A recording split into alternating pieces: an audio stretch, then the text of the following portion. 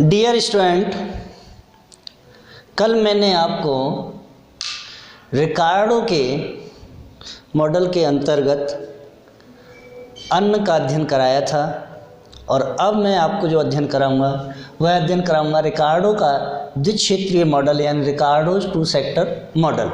अब देखिए, सबसे पहले हमें यह समझना है कि रिकार्डो का टू सेक्टर मॉडल क्या है। तो देखिए, पूंजीवादी अर्थव्यवस्था में गति के नियमों को प्रभावित करते हुए रिकार्डो ने या रिकार्डो के कुल राष्ट्रीय उत्पाद या सकल आगम को दो भागों में बांटा जाता है।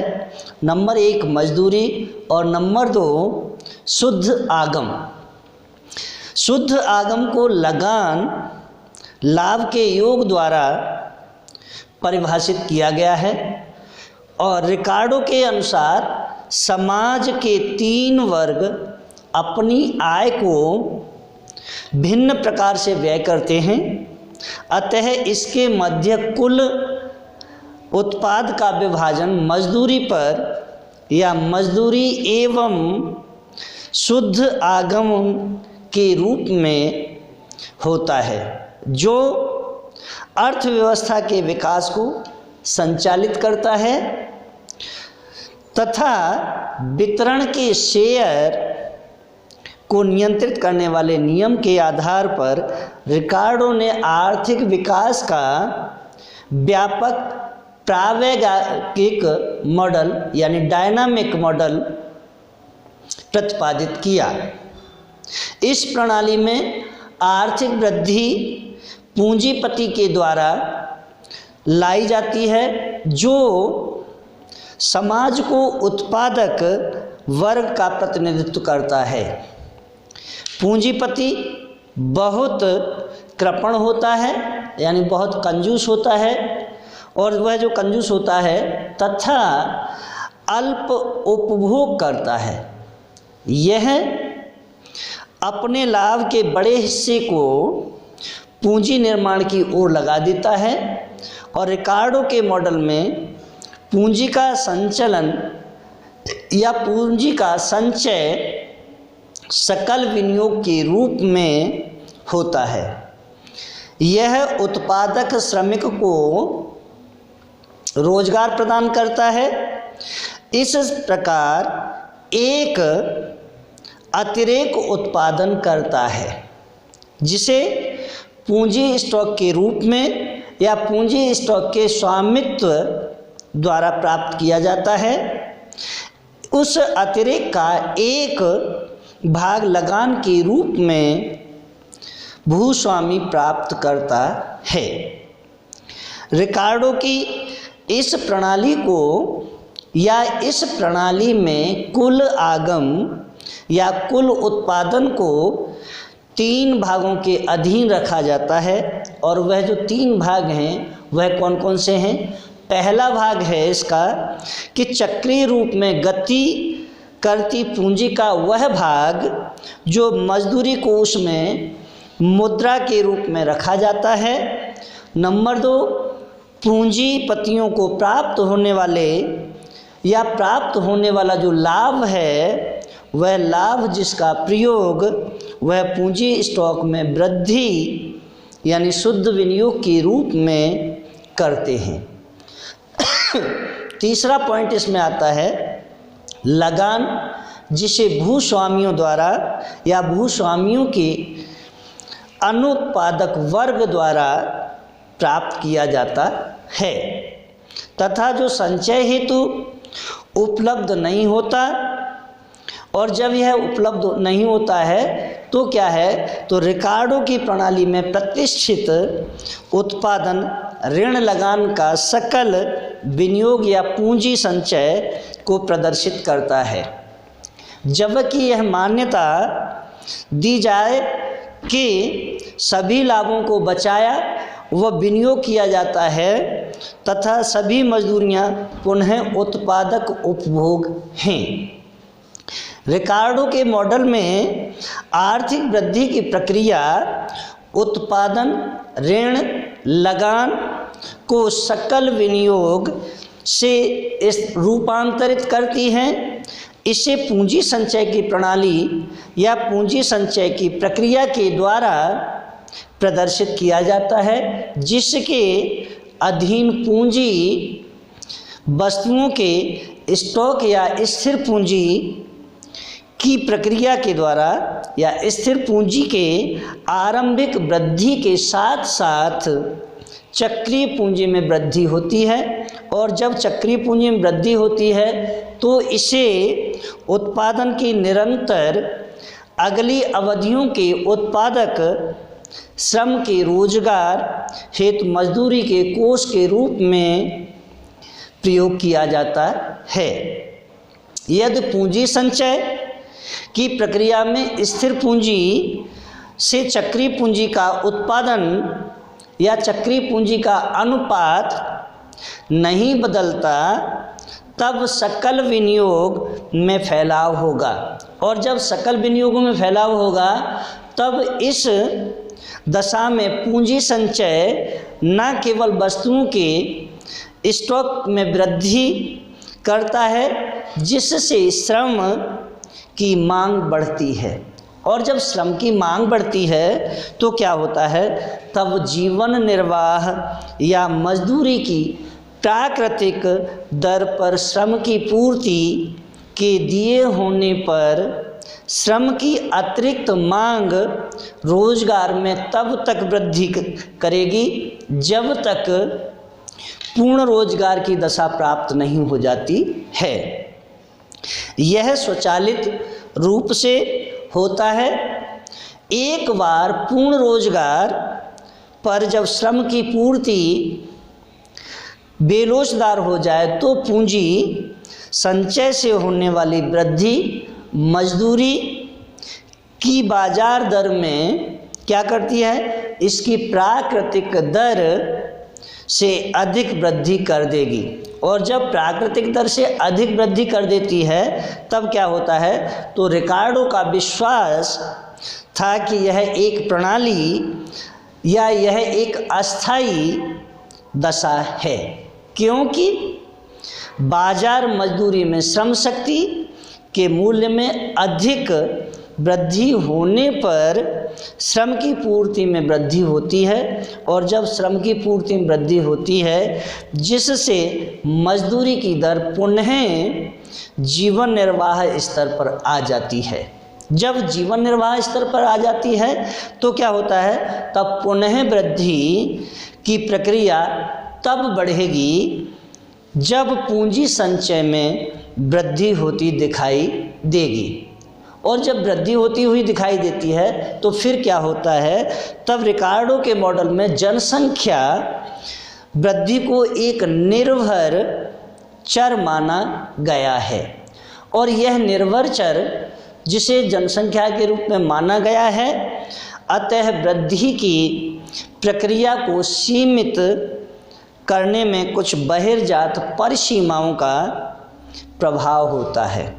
जब इन परिसीमाओं का प्रभाव होता है तो पूंजी पर प्राप्त होने वाले लाभ की दर में संकुचन करता है या संकुचन होता है। जब संकुचन होता है तब क्या होता है, तो इस प्रकार पूंजी संचय की प्रक्रिया मंद पड़ जाती है। और जब यह प्रक्रिया मंद पड़ जाती है तब रिकार्डो के विश्लेषण में यह परिसीमा भूमि की उत्पादकता को अभिव्यक्त करती है और पूंजी का संचय श्रम शक्ति की वृद्धि को अप्रत्यक्ष रूप से प्रेरणा प्रदान करता है। और जब ये प्रेरणा प्रदान करता है तब क्या होता है, तब जनसंख्या में होने वाली वृद्धि से घटिया भूमि पर भी खेती की जाती है। और जब घटिया भूमि पर भी जब खेती की जाती है तो क्या होता है, तो जिससे उपज में न्यून वृद्धि हो पाती है।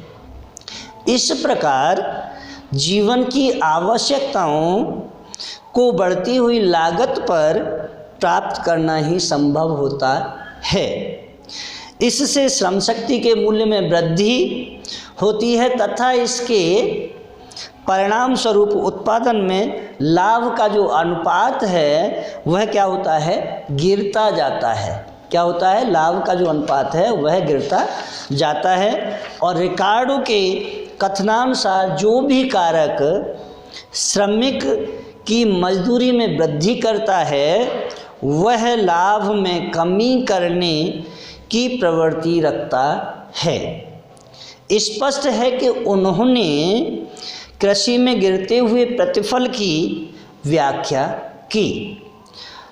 इसके बाद अगर भूमि की समान मात्रा या कम उपजाऊ भूमि में पूंजी एवं श्रम की मात्रा या पूंजी एवं श्रम की जो मात्राएं हैं उन मात्राओं के लगाए जाने से गिरता हुआ प्रतिफल प्राप्त होता है।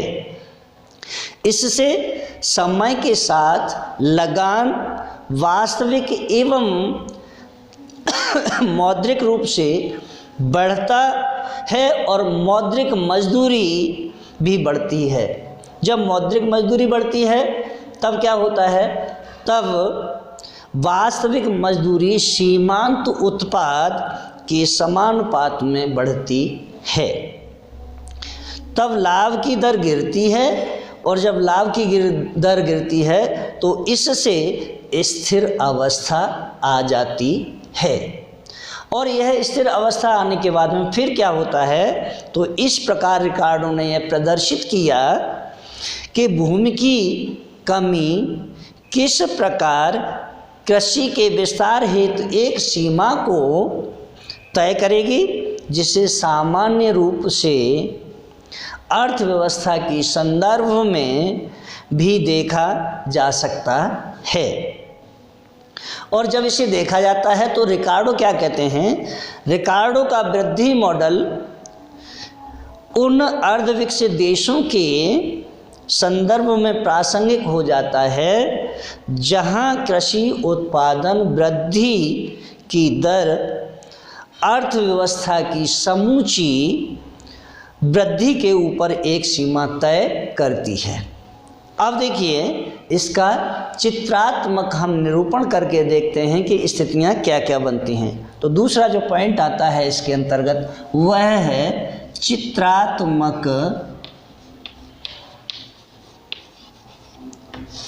निरूपण,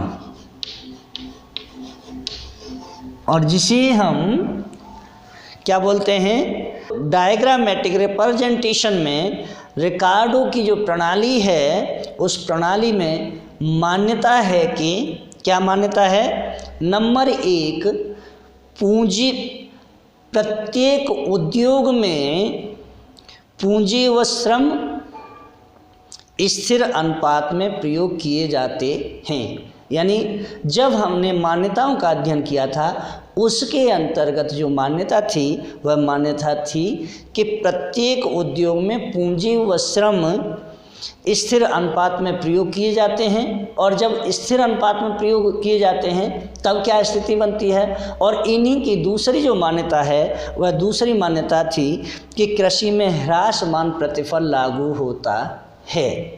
अब देखिए इन दोनों ही मान्यताओं के अधीन अब हम चित्रात्मक निरूपण करते हैं। और जब चित्रात्मक निरूपण करेंगे तो उसमें आपकी समझ में आएगा कि यदि मात्रा एक वस्तु के उत्पादन की दशा में या एक उत्पादन के दशा को ध्यान में रखा जाए तब क्या होता है।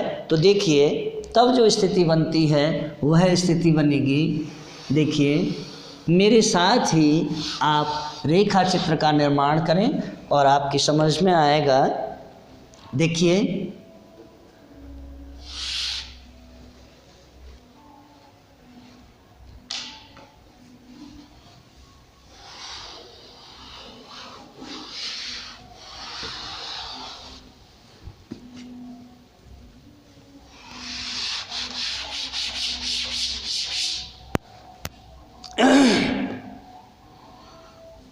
मेरे साथ ही रेखा चित्र का निर्माण करें।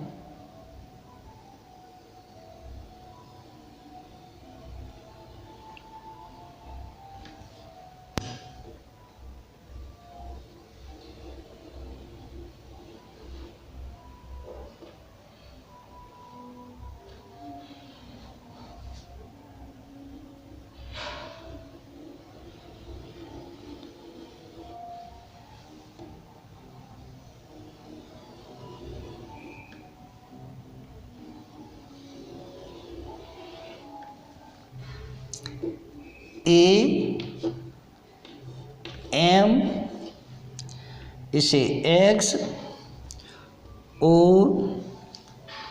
Y E। अब देखिए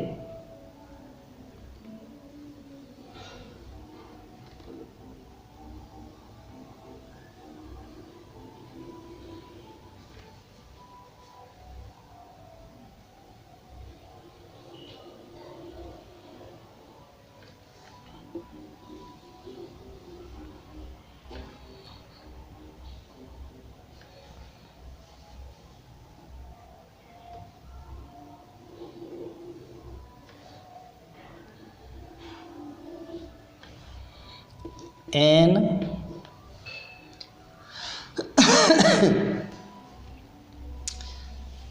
C D B R W और S। और ये है श्रम और ये है भौतिक उत्पाद। भौतिक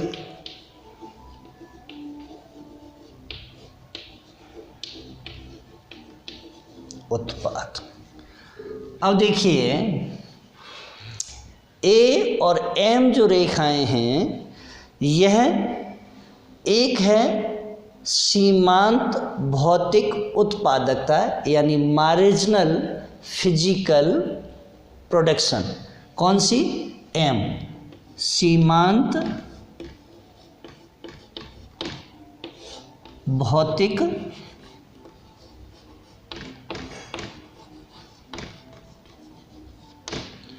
उत्पादकता, और दूसरी है औसत भौतिक उत्पादकता।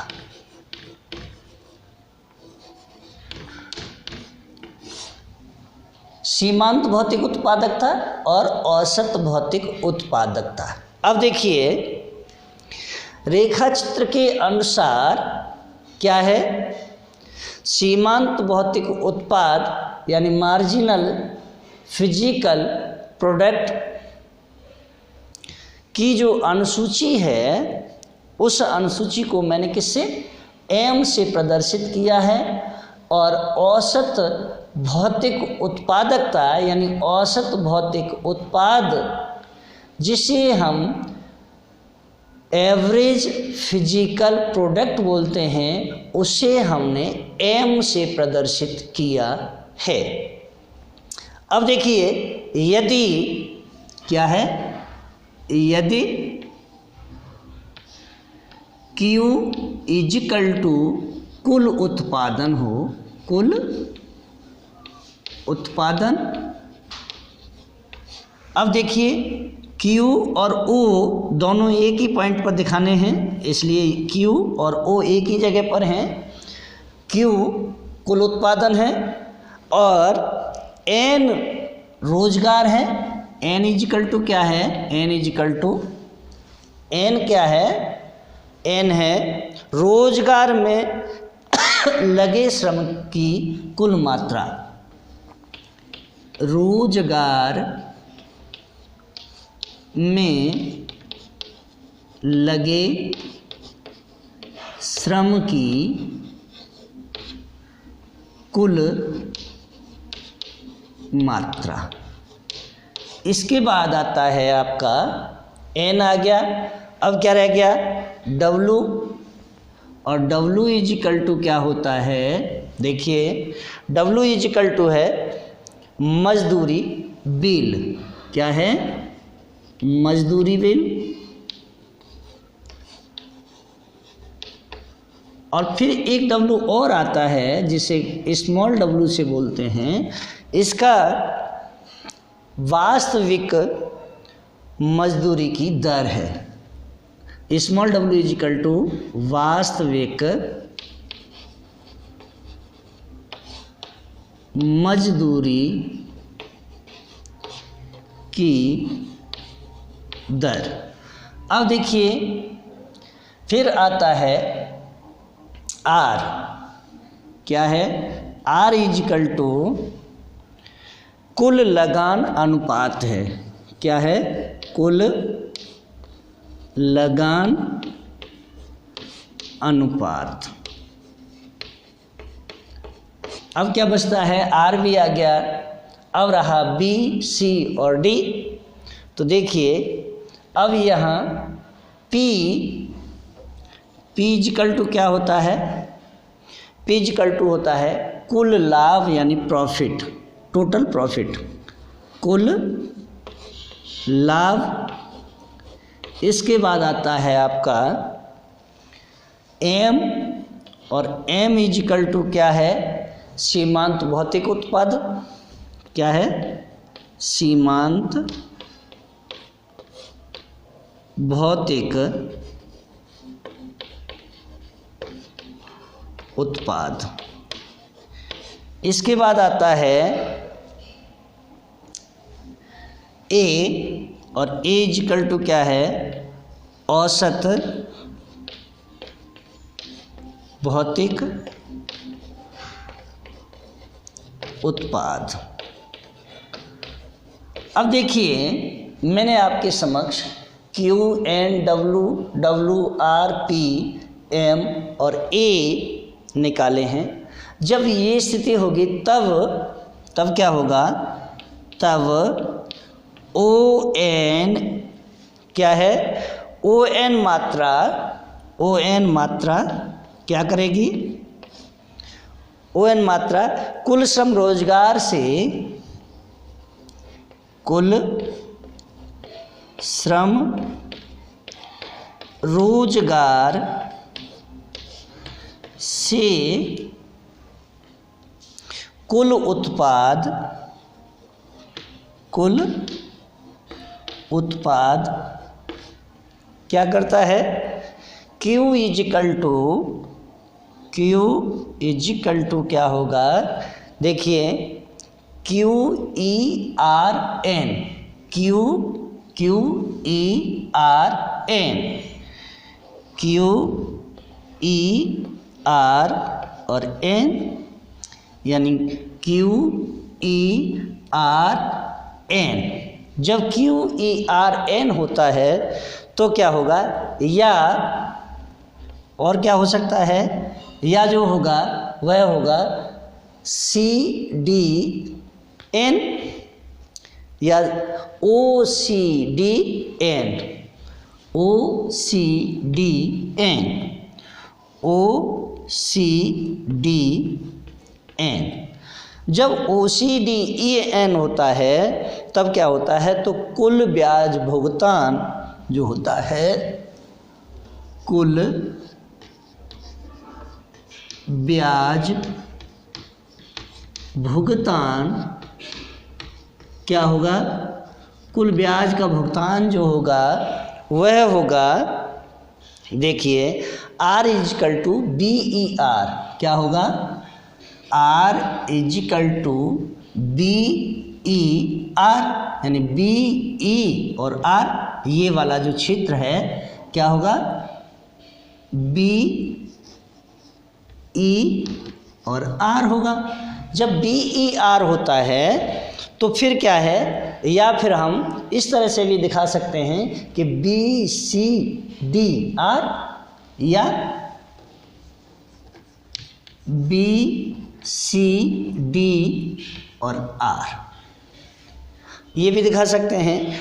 और जब ये होता है तब क्या होता है? यदि जीवन निर्वाह मजदूरी दर W या OW हो तब, यानी O और W हो तब क्या होता है? तो जब OW होता है तो देखिए तब कुल मजदूरी बिल होगा, तब कुल मजदूरी जो बिल है वह होगा W इजिकल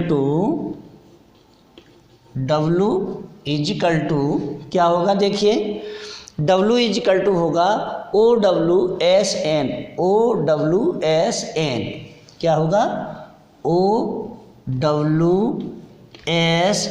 और N हो जाएगा।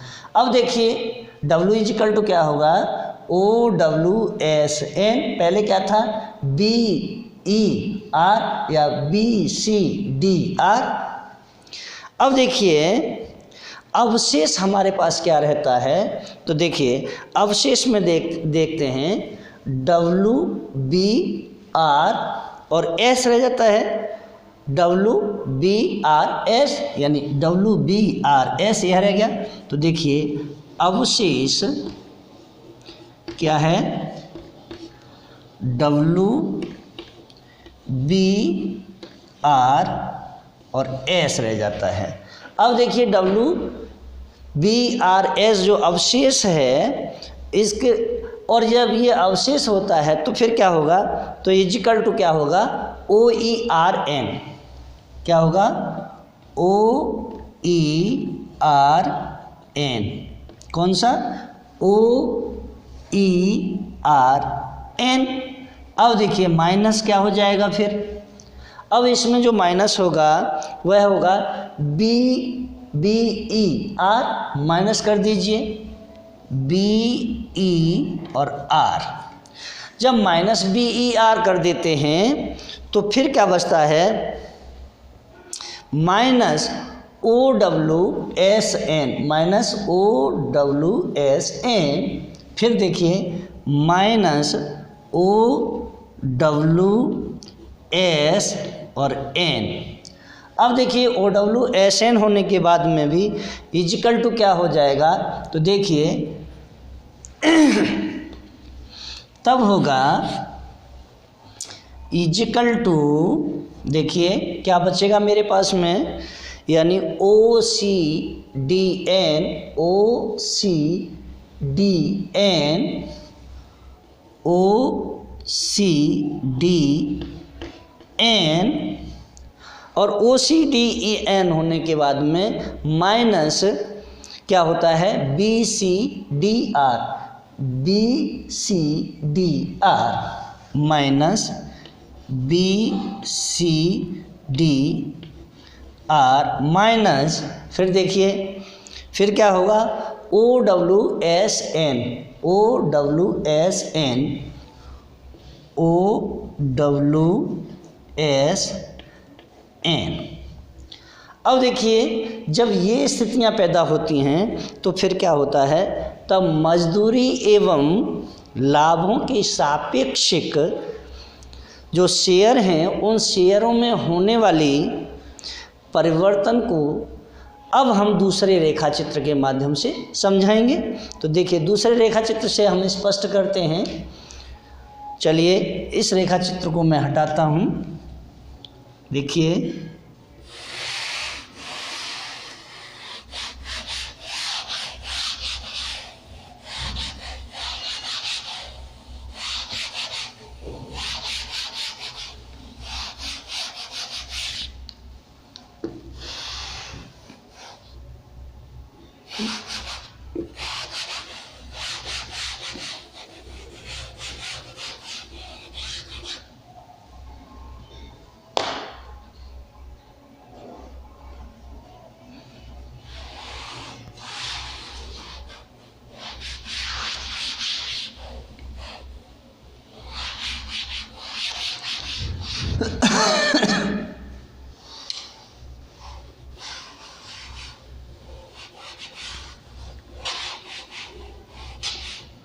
अब देखिए दूसरे रेखा चित्र से क्या होगा, यहीं से दूसरा रेखा चित्र बना लीजिए।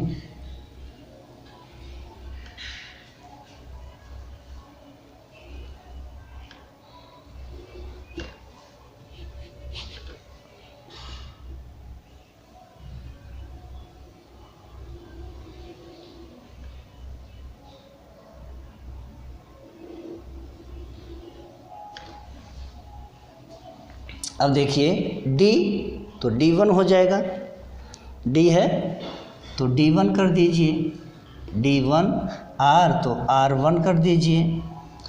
और इसके बाद आप देख रहे हैं जब ये S है तो इसे थोड़ा सा और आगे बढ़ा देते हैं, यानी सप्लाई जो है S है ये, तो इसे S1 कर लेते हैं और वापस श्रम।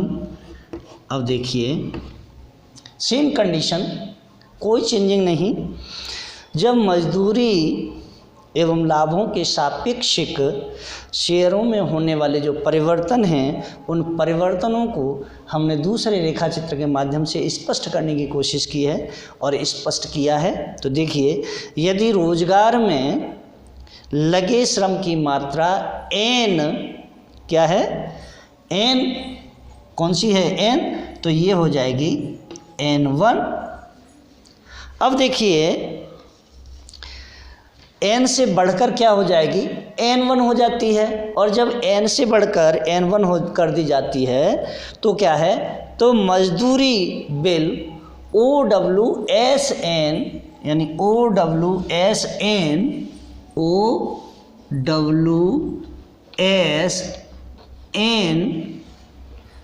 में भी कुछ चेंजिंग हो गई। OWS1 N1 क्या हो जाएगा, तो बढ़कर के क्या होगा, बढ़कर क्या होता है OWS1 और N1 बढ़ गया है ना। अब देखिए जब OWSN से बढ़कर के OWS1 N1 हो जाता है तो क्या है, तब मजदूरी बिल की जो वृद्धि है वह OWSN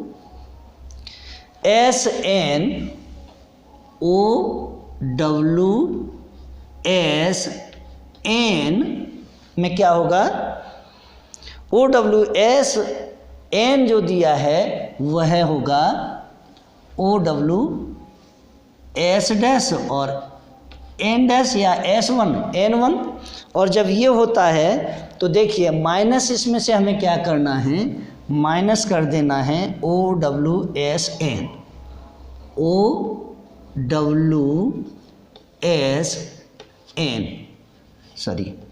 N कितने क्षेत्र में से, OWS1 N1 में से OWSN को घटा दीजिए।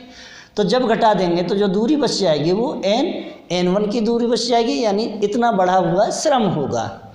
और जब ये श्रम होता है तो फिर क्या है, तब मजदूरी बिल की जो वृद्धि है वह क्या हो जाती है, कौन सी बढ़ जाती है, S1 N1 क्या हो जाता है, इजिकल टू क्या होता है NS1 N1 हो जाता है, NS1 N। ये जो बढ़ी हुई दर है यह पता लग जाती है। लाभ एवं लगान के शेयर किस प्रकार व्यवहार करेंगे, यह उत्पादन की लोच पर निर्भर करेगा। और जब यह उत्पादन की लोच पर निर्भर करेगा तब क्या होता है, तो रोजगार बढ़ रहा होता है और उत्पादकता की लोच यानी इलास्टिसिटी और प्रोडक्टिविटी क्या होगी, इजिकल टू यानी उत्पादकता की लोच, उत्पादकता की लोच बराबर क्या होती है, लोच जो होती है वह होती है बराबर M/A, M/A। और M क्या है, मार्जिनल फिजिकल प्रोडक्ट, और A क्या है, एवरेज फिजिकल प्रोडक्ट। तो मार्जिनल फिजिकल प्रोडक्ट में से एवरेज फिजिकल प्रोडक्ट का अगर भाग दे देंगे तो ये वैल्यू निकल के आ जाएगी। अब देखिए, और इस मूल्य का या इस मूल्य पर उत्पादन फलन के स्वरूप निर्भर करेंगे। उत्पादन फलन के स्वरूप के संबंध में यह माना जाता है कि वह निम्न 2 संभावनाओं को जन्म देगा। और जो 2 संभावनाओं को जन्म देता है वह कौन कौन सी हैं? तो पहली संभावना है कि रोजगार में होने वाले जो परिवर्तन हैं या परिवर्तनों से उत्पादकता की लोच पर कोई प्रभाव नहीं पड़ेगा। और नंबर 2, रोजगार में होने वाले परिवर्तनों से उत्पादकता की लोच गिरती है। और पहली जो संभावना होती है इसमें वह है स्थिर लगान अंश को सूचित करेगी और इस दशा में मजदूरी का अंश बढ़ेगा तथा लाभ का अंश गिरेगा। दूसरी अवस्था में क्या होगा? इस अवस्था में सापेक्षिक लगान एवं मजदूरी में वृद्धि होगी तथा क्या? लाभ का अंश गिरेगा। और जब लाभ का अंश गिरता है तो देखिए रेखा चित्र में रोजगार में जो वृद्धि होने पर उत्पादकता की जो लोच है वह लोच गिरती है तथा लगान एवं मजदूरी के अंश बढ़ते हैं। क्यों बढ़ते हैं? क्योंकि क्या होता है? क्योंकि देखिए, क्योंकि R1N1 यानी R1N1 अपॉन क्या हो जाएगा? R1N1 अपॉन होगा D1N1। क्या होगा? D1 और N1, D1N1 लेस देन, अब देखिए लेस देन में क्या होगा? Rn, अब देखिए Rn यानी Rn अपॉन क्या बचा? Dn, तो देखिए Dn। अब ये लेस देन होता है और यह माना गया है कि उत्पादकता की भौतिक सीमाएं हैं। नंबर 2, तकनीक का जो स्तर है वह दिया हुआ है। और नंबर 3, वास्तविक मजदूरी की दर स्थिर है। अब देखिए रिकार्डो का जो सिद्धांत है वह पूर्वानुमान करता है। और क्या पूर्वानुमान करता है?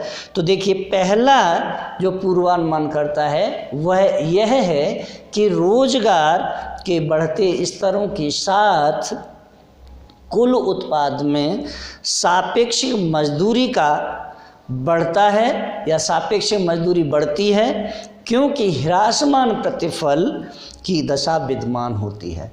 नंबर 2, मजदूरी का जो अंश है वह क्या होगा? बढ़ने पर लाभ का अंश गिरता है। और नंबर 3, कुल उत्पादन के 1 अनुपात के रूप में लगान तथा या लगान जो दिया हुआ है तो स्थिर रहता है। लगान कैसा रहता है? स्थिर रहता है तथा यह बढ़ता है।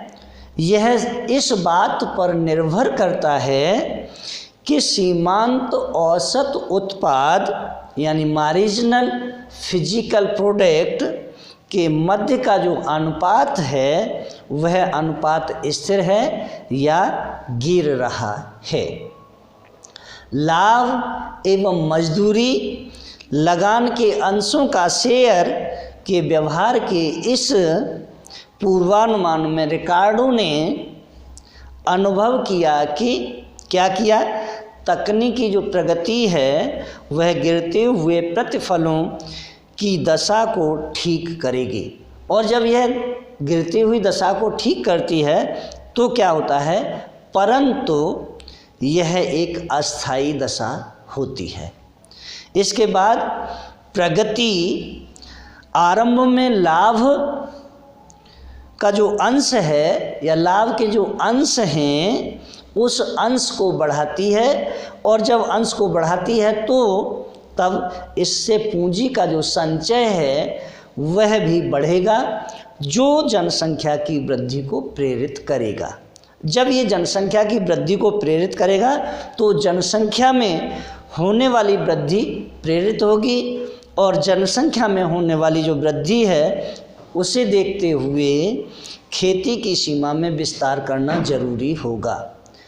अगर हम खेती की दशा में विस्तार नहीं करेंगे तो जनसंख्या जो बढ़ती हुई है उसकी भरपाई कैसे करेंगे।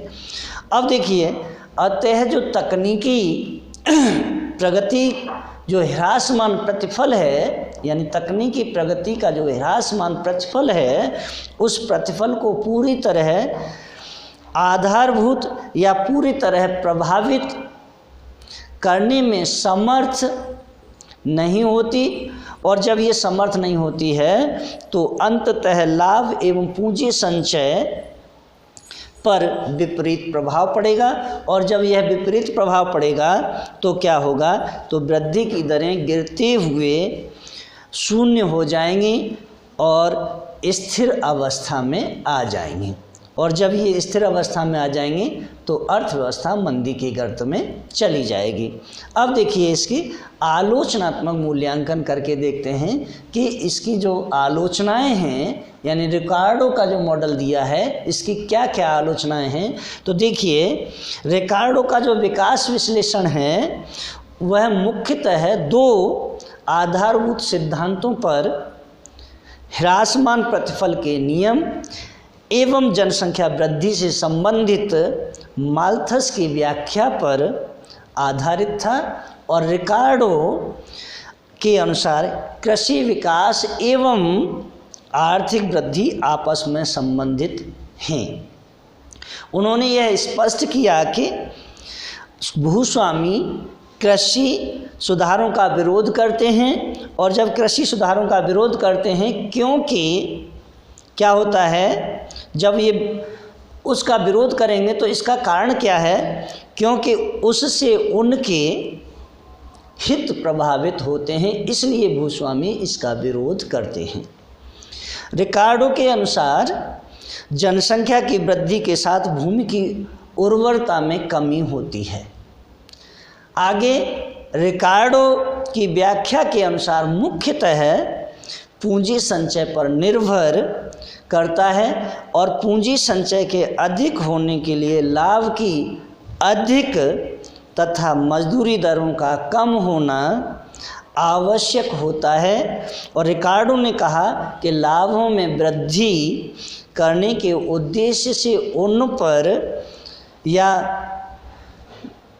पर कर नहीं लगाए जा सकते हैं। अगर आप कर लगाएंगे तो क्या स्थिति बनेगी, तो देखिए, रिकार्डो स्वतंत्र व्यापार नीति के पक्षधर हैं, और उन्होंने देश की आर्थिक दशा में सुधार हेतु तुलनात्मक लागत सिद्धांत अपनाने पर जोर दिया है। रिकार्डो की व्याख्या की सीमा यह है कि नंबर एक, क्या सीमा है, नंबर एक, उन्होंने विकास की प्रक्रिया में राज्य के योगदान को स्वीकार किया, लेकिन एक जगह उन्होंने राज्य के योगदान को स्वीकार नहीं किया है। क्यों नहीं किया, वर्ण अनुबंध जो नीति है उस पर आस्था प्रकट उन्होंने की, इसीलिए उन्होंने राज्य का जो योगदान है उस योगदान को स्वीकार नहीं किया था। दूसरा, शुम्पीटर के अनुसार रिकार्डो का सिद्धांत वस्तुतः वितरण का सिद्धांत है, जो श्रमिकों, भूस्वामियों एवं पूंजीपतियों को प्राप्त होने वाले जो अंश हैं उन अंश का विवेचन करता है। और जो अंश का विवेचन करता है तो रिकार्डो की व्याख्या लगान, मजदूरी एवं लाभ के निर्धारण का पृथक उल्लेख करती है और वितरण का एक क्रियात्मक विश्लेषण प्रस्तुत नहीं करती है। रिकार्डो आर्थिक विकास की प्रक्रिया में संस्थागत घटकों की भूमिका को ध्यान में नहीं रखते हैं, और रिकार्डो ने ब्याज की जो दर है उस दर को एक स्वतंत्र घटक मानते हुए इसे लाभों में सम्मिलित किया है। इनके आधार पर वह पूंजीपतियों एवं उपक्रमी में भेद नहीं कर पाते हैं। इसके बाद पांचवी इनकी जो मान्यता है वह यह है कि रिकार्डो का यह कथन है कि अर्थव्यवस्था स्वचालित रूप से स्थिर अवस्था में प्राप्त करती है या स्थिर अवस्था प्राप्त करती है। यह सत्य नहीं है, क्योंकि कोई भी अर्थव्यवस्था तब स्थिर अवस्था प्राप्त नहीं कर पाती जब लाभ बढ़ रहे हों, उत्पादन बढ़ रहा हो तथा उत्पादन संभव हो रहा हो। छठी इनकी जो आलोचना की गई है वह यह की गई कि रिकार्डो का विश्लेषण मुख्यतः पैमाने के ह्रासमान प्रतिफल पर आधारित था। आधुनिक तकनीकी द्वारा उत्पादन में होने वाली जो तीव्र वृद्धि है, उस तीव्र वृद्धि की संभावनाओं पर उन्होंने विचार नहीं किया और रिकार्डो ने यह माना कि पूंजी एवं श्रम उत्पादन के स्थिर अंश या स्थिर गुणांक हैं और जो सत्य नहीं है।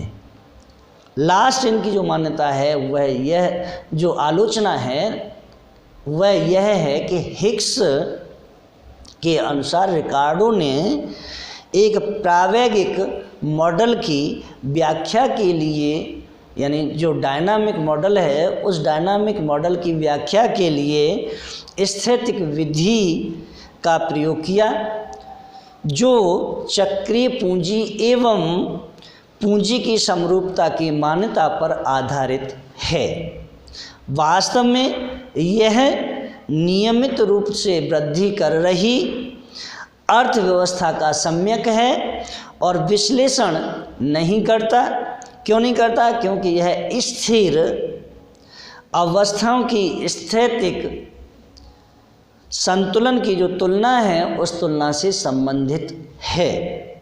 इसी कारण इसे प्रायोगिक प्रक्रिया की व्याख्या में प्रयुक्त किया जाना संभव नहीं है। और अंत में उपर्युक्त सीमाओं के बावजूद भी रिकार्डो ने कृषि विकास के द्वारा होने वाले पूंजी संचय बचत में या पूंजी संचय बचत के विभिन्न स्रोतों एवं लाभों की दर में होने वाली वृद्धि की महत्ता को रेखांकित किया और उनके द्वारा प्रस्तुत ह्रासमान प्रतिफल एवं जनसंख्या विश्लेषण अर्धविकसित देशों हेतु उपयोगी है। इसके साथ ही अगर आपको मेरा वीडियो अच्छा लगा हो तो वीडियो को लाइक करें, शेयर करें, कमेंट करें, बेल आइकन का बटन अवश्य दबाएं, सब्सक्राइब करना ना भूलें। और मेरे गले में थोड़ी सी प्रॉब्लम होने की वजह से मैंने काफ़ी कोशिश की है कि आपकी समझ में मॉडल ये निश्चित ही आएगा। अगर फिर भी नहीं आता है, कोई आपको समस्या है, तो आप कमेंट बॉक्स में कमेंट अवश्य करें, चाहे भले ही मुझे दोबारा इस लेक्चर को बनाना पड़े। मैं दोबारा इस लेक्चर को बनाने के लिए तत्पर तैयार हूँ। धन्यवाद।